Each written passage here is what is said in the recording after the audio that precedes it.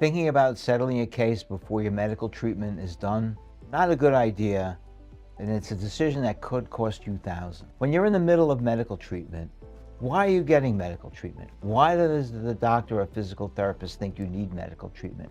Because you haven't received the maximal improvement possible that you can get from treatment. And you may think you're on the path to a 100% recovery and settle the case based on that. And then you find out that, gee, it's easier to get to the 50, 60, 70, even 80% mark. But after that, it becomes much tougher.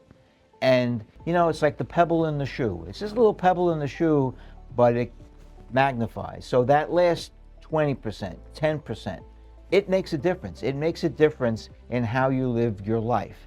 And while under some circumstances, if there's a complete miscalculation or misunderstanding as to what the extent of the injuries are, like if it turns out that something that we think is a bruise turns out to be something that needs surgery, you might be able to open up that settlement if you've taken the check on the basis that it's a bruise. But if the difference is I haven't recovered fully, it's the same injury, but I'm living with a lot more pain. In fact, maybe I'm always going to be living with pain, and I didn't think that was going to be when I settled the case. You're probably going to have a very difficult time setting aside that settlement, paying back the money, and trying to get more.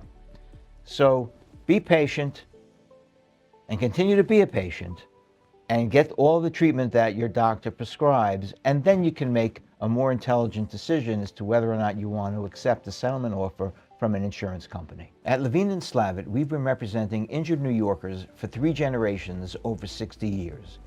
If you've been injured in an accident and want to know your legal rights, or just have questions, please call us at 1-888-LAW-8088 or find us on the web at newyorkinjuries.com. The initial consultation is free.